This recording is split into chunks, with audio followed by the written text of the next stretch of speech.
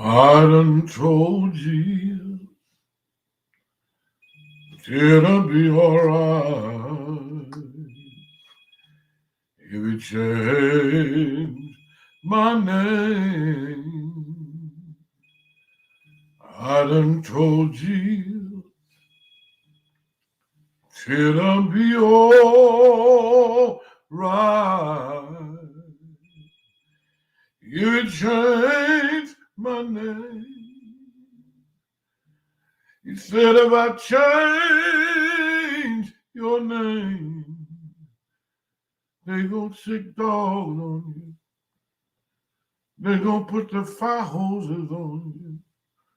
But I told you it'll be alright if you change my name. I told you it'll be alright if you change my name. I done told you it'll be alright. Go on and change my name. He said if I change your name, they gon' bomb your churches. They gon' kill your children. But I said, Jesus, it'll be alright. Go on, change my name. I told Jesus, it'll be alright if you change my name. I done told Jesus, it'll be alright if you change my name. Oh Lord, he said if I change your name, they gonna lock you up in the Birmingham jail. But I said, Jesus, it'll be alright. Change my name. Lord, I told Jesus, it'll be alright if you change my name. I told Jesus, it'll be alright if you change my name. Oh Lord, he said if I change your name, they gonna trample on you. They gonna run over you. They gonna beat you with billy clubs as you cross the Edmund Pettus Bridge. But I said, Jesus, it'll be alright. Go on and change my name. I said, Jesus, it'll be alright if you change my name. Oh Lord, he said if I change your name, you're gonna be lied on, talked about, scandalized. It's a crying shame. But I said, Jesus, it'll be alright. Go on and change my name.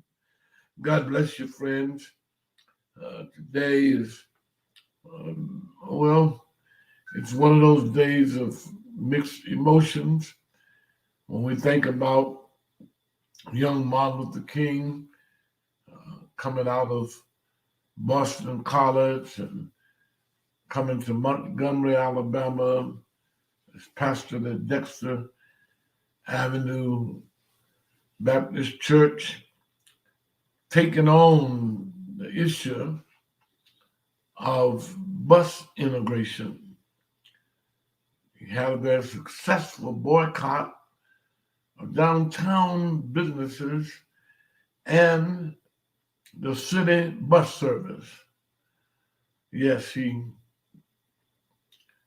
had success in that he broke the wheel, he broke the back of the city government and others responsible, and they had to give in to no more segregation on the bus. That a man's bus fare allowed him to sit anywhere on the bus he so desired. We have to thank God for Rosa Parks and the other 6 women who had gotten in trouble, put themselves in harm's way, willing to be beaten, to go to jail, in order to not have to sit in the back of the bus. That if they were there, it would be their choice, but their bus fare would allow them to sit anywhere on the bus they so desired. They suffered much. They suffered much. The others did not get the publicity of Miss Parks. Many said perhaps because they were not from the right kind of family, that their families could have been made mockery of and brought more shame to them than anything else. But Rosa Parks, who was a Tuskegee graduate, a seamstress, had outstanding parents, could be used to push the movement further. On the other hand, we said it's successful, but it put the black companies out of business because we all went to them and none of them came to us.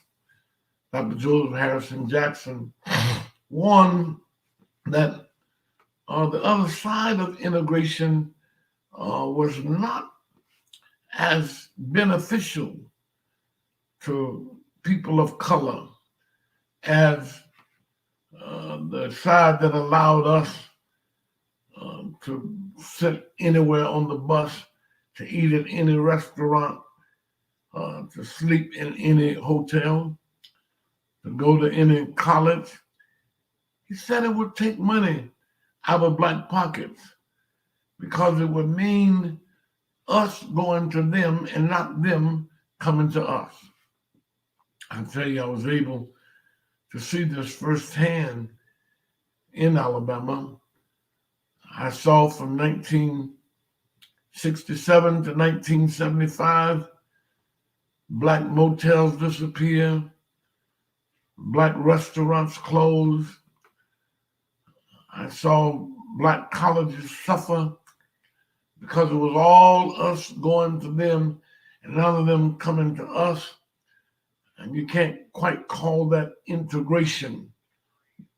It was more like exploitation. But our black business towers failed because black professionals moved to towers where there were white business professionals. People stopped going to the black motels and going to those motels where there was white ownership and no black partnership. Well, many things have been used against us. And one of the things used against us most was the Civil Rights Bill that allowed us integration. At the same time, the Voters' Right Bill has done so much for us. And it's a shame that Democrats controlling both the House and the Senate will not pass a new federal Voters' Rights Bill. You know, after renewing the Civil Rights Bill every 10 years, for some 30 years or so, they ended the renewal, and now local governments are setting up barriers to black voting, to minority voting, to Latino voting, to handicap voting. They're screaming and eliminating in every way they can to keep people from voting, just like they did in the 50s. And here we are, more divided than ever before, There's more hate than ever before.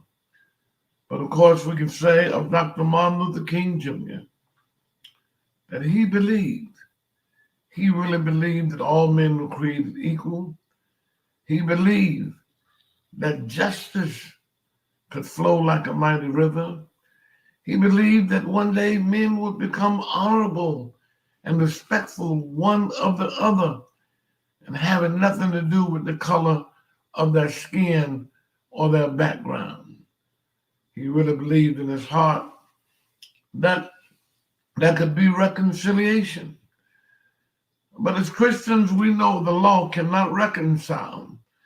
We're taught over and over again by Paul, the law has never changed a person or made a person right. It is only God. So here we are, Martin, 38 years old, gunned down for trying to bring justice and equality to all mankind. Gunned down, taken away from his family, taken out of this world, 38 years old,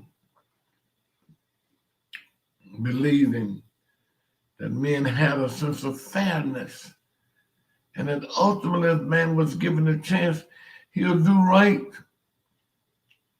But how different it is when men tried to storm Congress to overturn the election, when they broke out windows, when they wanted to kill, and people did die. Oh, how far apart are we now? We got these groups, these militia groups, who are hell-bent on starting a civil war. They want a civil war any way that they can get it. They feel that those blacks on the basketball court took the place of sons and grandsons and great-grandsons of many men that fought against it. To those black boys running the football for Michigan and for Michigan State and for all of these great colleges, even Alabama, black quarterback after black quarterback, when we used to couldn't even be on the campus. And they feel that everything has been taken from them and nothing has been given to them, and they are ready for civil war and turn back the hand of time. Imagine they want to reintroduce slavery. Well, the only assurance you and I have is that God is aware. He is aware. God is aware. That's all we need to know, that God is aware. We leave the rest to God. I don't know when He's going to move his hand. I do know He is going to move his hand. Wickedness cannot prevail. Wickedness cannot win. God will move his hand. I want to say to you, trust him. Believe him. Don't doubt him. Pray for your children and your children's children that they will have a better world than we live in today. I do not see outright slavery. I do see slavery every day. Yes, this redlining of districts and this predatory lending that banks and companies are allowed to do, charge somebody 33 and a 30% interest to encourage that same somebody to pay the minimum so that they can get the maximum out of them. A person can charge $20 and wind up paying $790 back, paying a minimum. Oh, we're in bad shape. The gap has widened between the rich and the poor, and many are exploited in ways worse than slavery. But God is going to move his hands. He's going to move his hands. And there shall be a reckoning once again when God moves his hands. Listen, I want you to have a great day today. We invite you to the New Bethel Baptist Church. Our former pastor, the late, great C.L. Franklin, was one of the key instruments that helped Martin get everything that he got done. He was a great principal of Martin's and civil rights leader by his own rights. We thank God for C.L. Franklin. You can join us today. We do have a special service planned for you, and I hope that you will come and be with us at 8430 C.L. Franklin Boulevard, known as Linwood. Come and be with us at 10 a.m. today. God bless you. I told Jesus it'll be all right if he changed my name. I done told Jesus it'll be all right. Go and change my name. Oh Lord, he said if I change your name, you'll be lying on. It's a crying shame. But I said, Jesus, it'll be all right.